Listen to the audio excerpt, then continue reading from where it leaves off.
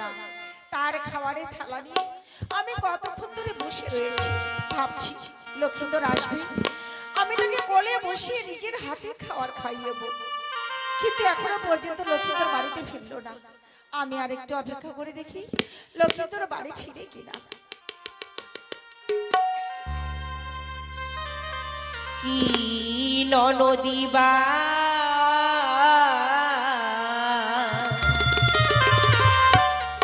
নইসু ননদি তোর পুত্রের ব্যবহার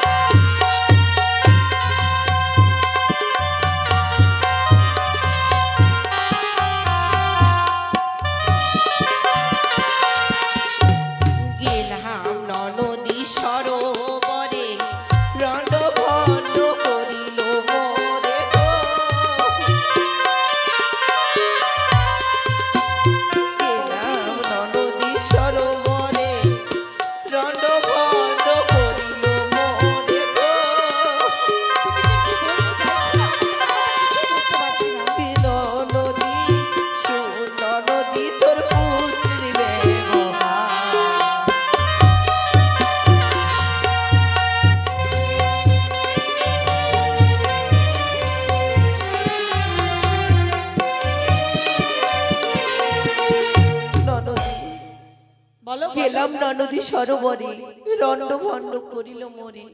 কি ননদী গো, শোনো ননদী, তোমার পুত্র আমার পুত্রের ব্যবহার আমার লক্ষিন্দর তোমার সাথে লণ্ডভণ্ড করেছে। বাহ, চমৎকার, অতি চমৎকার।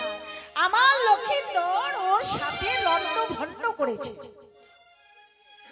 আচ্ছা, তোমার কি লজ্জা শরম বলতে কিছুই নেই? তুমি না লক্ষিন্দরের মামি? ননদী, মামি হয়ে এই সমস্ত কথা বলতে আমার কাছে যে এসেছো তুমি, তোমার কি লজ্জার মাথা খেয়েছো নাকি? ননদী, আজকে না কে তোমায় করেছে বল, তুই করিস মোরে শিশুর ছল ননদী না, আজকে না কে তোমায় করেছে বল, তুই করিস মোরে শিশুর ছল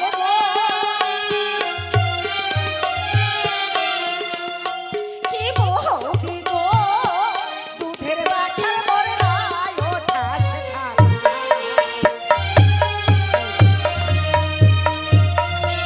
সমস্ত কথা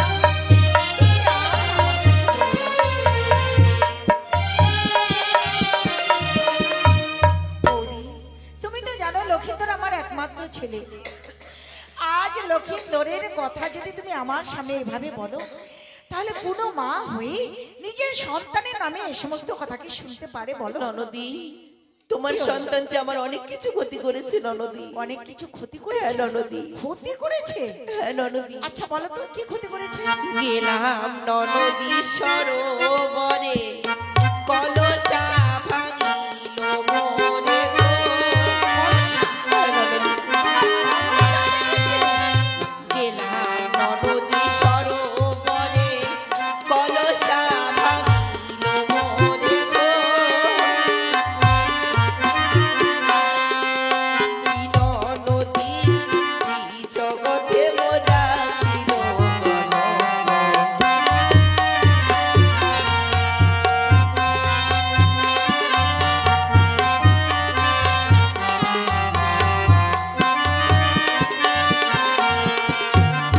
গেলাম ননদী সরোবরে কলসা ভাঙিল মোরে।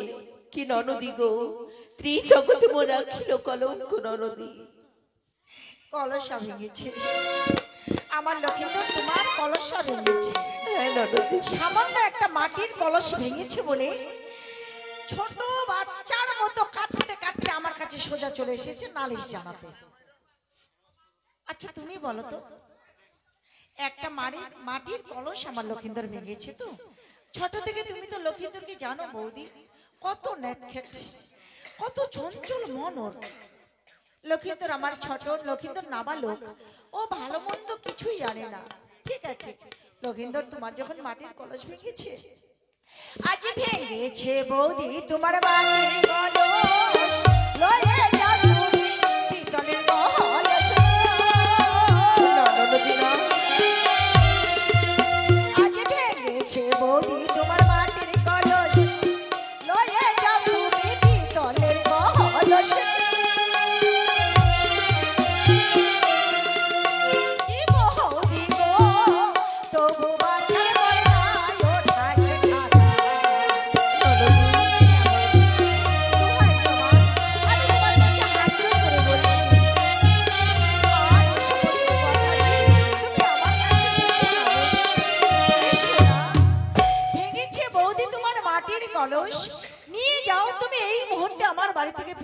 কলস, তবুও বাছার ভরে না ওঠা আসে। না ননদী না, আমি তোমার কাছে পিতলের কলস চাইতে আসিনি।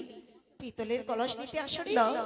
তাহলে কি করতে এসেছো? তোমার সন্তান আমার যা যা ক্ষতি করেছে আমি তাই তোমায় বলতে এসেছি ননদী। তার মানে ক্ষতিপূরণ নিতে এসেছো? না ননদী, তাহলে আমি তোমার কাছে ক্ষতিপূরণ নিতে আসিনি।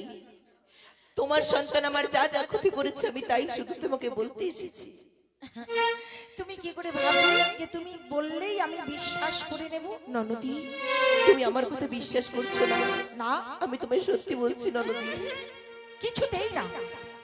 আমি তোমার কথা কি করে বিশ্বাস করব? কারণ লক্ষিন্দরকে আমি জন্ম দিয়েছি। লক্ষিন্দর আমার পেটের সন্তান। 10 মাস 10 দিন তাকে আমি গর্ভে ধারণ করেছি। লক্ষিন্দরকে আমার চেয়ে বেশি তুমি চিনবে? হ্যাঁ, তবে বিশ্বাস করতে পারি। উপযুক্ত প্রমাণ যদি তুমি আমার দিতে পারো তবে বিশ্বাস করব যে লক্ষিন্দর তোমার সত্যি সত্যি ক্ষতি করেছে। নইলে তোমার মুখের কথা কেন? তুমি কেঁদে কেঁদে যদি একেবারে শেষ হয়ে যাও তবু আমি তোমার কথা বিশ্বাস করব তুমি না। প্রমাণ চাও ননদী? তবে শোনো, বিশ্বাস যদি না করিস তুই চল না দেখায় আলো মই গো। বিশ্বাস যদি না করিস তুই চল না দেখায় আলো মই গো। এই ননদী সাথী রয়েছে আকাশে।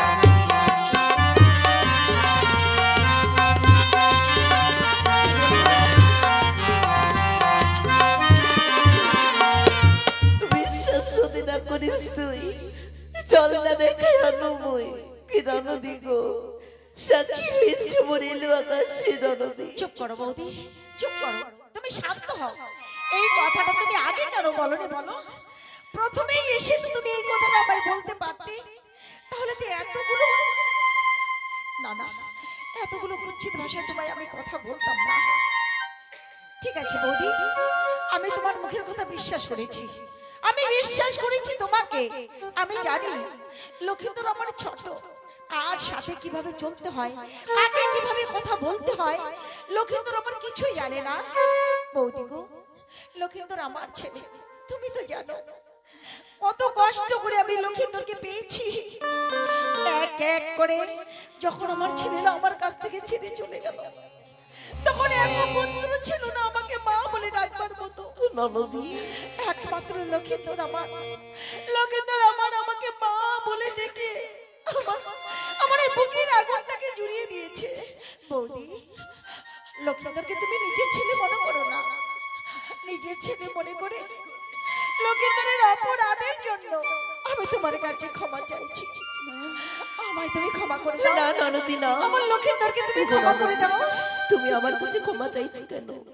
তুমি আমার কাছে ক্ষমা চাওয়ার আগে যে আমি তোমার সন্তান লক্ষিন্দরকে ক্ষমা করে দিয়েছি ভাই। সত্যি? হ্যাঁ ননদী, সত্যি তুমি ক্ষমা করে দিয়েছো? হ্যাঁ ননদী। ওহ বৌদি, ওহ ননদী, তুমি আমায় সত্যি সত্যি দিলে। আমি চলে যাই ননদী, তবে যাওয়ার আগে আমি আরেকটি কথা তোমায় বলে যাচ্ছি ননদী। বলো বৌদি, বলো। ওই আসবে আমায় কি যদি বলবে তোর বলো? গুণের ভাই না বলিও তার ঠাই গো। ঠিক আছে, আমি এগুলো কাউকে বলবো না। আসবে যদি তোর গুণের ভাই না বলিও তার ঠাই গো। এই ননদী না রাখিও মোর পূর্ণ দায়িত্ব। ননদী, কি করছো তুমি?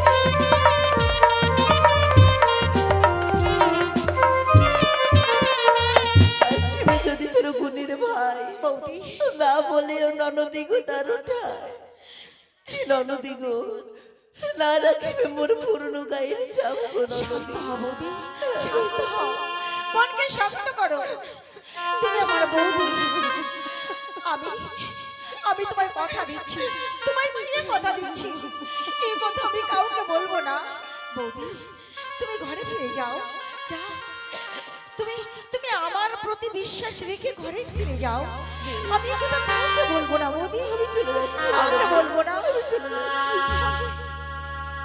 না, না, বৌদি আমায় মিথ্যে কথা বলতে পারে না। আর যদি মিথ্যে কথা বলতো তাহলে ইলু আকাশের কথা না। জীবনে চলার পথে বৌদি আমার সামনে কোনোদিন মিথ্যে কথা বলে ভগবান, কত আশা কত স্বপ্ন দেখেছিলাম লোকেদেরকে নিয়ে, সব আশা ভেঙে কি চুরমার হয়ে যাবে? না না, এত বড় দুর্ঘটনার কথা আমি কি করে চেপে রাখবো? আমি পারবো না। এত বড় কথা যদি আমি চেপে রাখি তাহলে তাহলে সমস্ত চম্পক নিবাসীর কাছে আমার স্বামী যে ছোট হয়ে যাবে। আমার স্বামীকে আমি ছোট হতে দিতে পারবো না। এই মুহূর্তে এই সংবাদ আমার স্বামীকে আমায় জানাতেই হবে, আমায় জানাতেই হবে।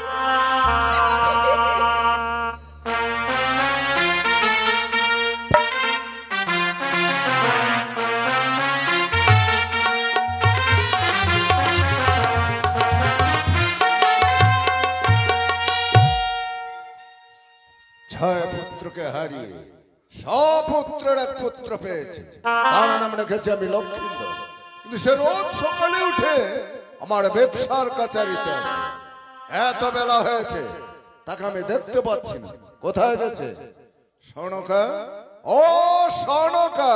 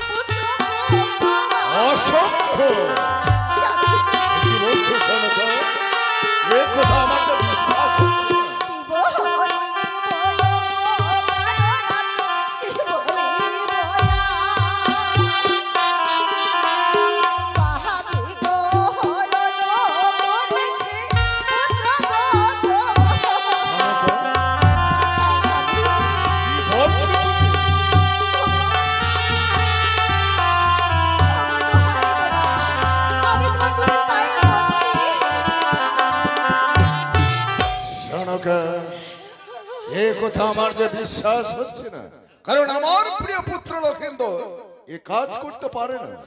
স্বামী, বলো। আমিও বিশ্বাস করতে চাইনি স্বামী, তাহলে? কিন্তু আমার বৌদি কৌশল্যা নিজে আমার বাড়িতে এসে কেঁদে কেঁদে আমায় বলল, আমি না বিশ্বাস করে থাকতে কি পারলাম বললে? না স্বামী। তোমার বৌদি কৌশল্যা এসেছিল? হ্যাঁ স্বামী। তাহলে পুত্র আমার নিশ্চয় অন্যায় করেছে। সনকা, যে পুত্র হয়ে কলঙ্ক রাখলো জগত মাঝারে, কেমনে দেখাবো মুখ আমি এই সাধুর সমাজে? স্বামী, পুত্র হয়ে সনকা করেছ অনাচার, ওই পুত্রকে বিবাহ দেব আমি, করিলাম অঙ্গীকার। সনকা, কি হলো? স্বামী, অঙ্গীকারের কথা শুনে তুমি আতঙ্কে শিহরে উঠলে কেন? ওগো, বলো। মনে পড়ে না তোমার সেই দিনের কথা? সেই দিনের কথা? হ্যাঁ, সেই দিনের কথা। সনকা, অঙ্গীকারের কথা শোনার সঙ্গে সঙ্গে আমার মনে পড়ে যায় সেই পূর্বের কথা। সনকা, মনে আছে এক এক করে 6টি পুত্রকে বিয়ে দেওয়ার পর সবাইকে আমরা হারিয়ে ফেলেছিলাম। হ্যাঁ হ্যাঁ সনকা, তখন তখন মা ডাকবার মতো এক পুত্র নাহি ছিল প্রভু আমার এই অভাগিনীর কোলে। সনকা, তখন লক্ষিন্দরকে পেয়েছি আমি ওই ধনন্তরীর বনে। অনন্তরীর মোড়ে। স্বামী, কিন্তু এ কথা তুমি আমায় বলনি, গোপন করে রেখেছো কেন গোপন করেছিলাম? কেন?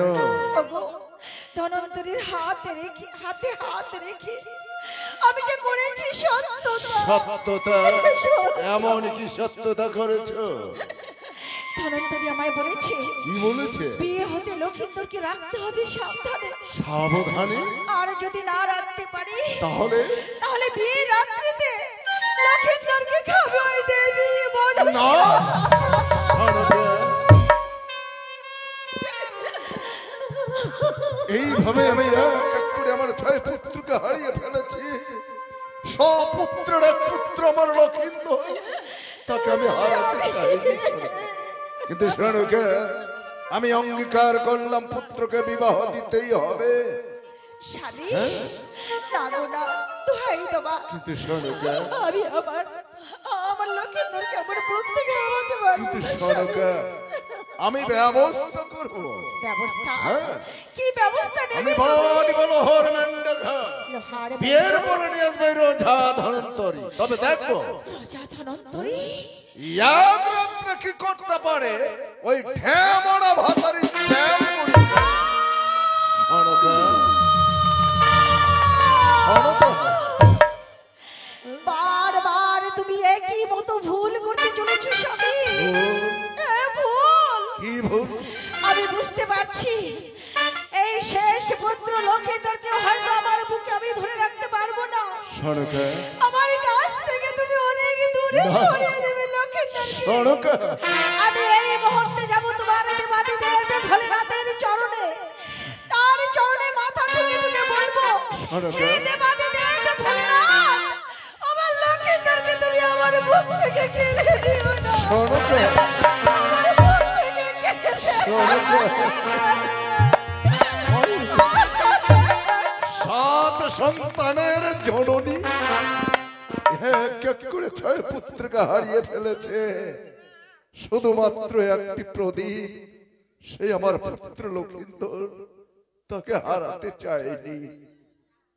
সে হারিয়ে গেলে শ্মশানে পরিণত হবে আমার এই চম্পকনগর। আমার অবর্তমানে এই চম্পকনগর কে পরিচালনা করবে? কিন্তু না, আমি যে ব্যবস্থা করলাম, অঙ্গীকার করলাম, পুত্রকে বিবাহ দিতেই হবে। বলি রে লেঙ্ঘাবাদ,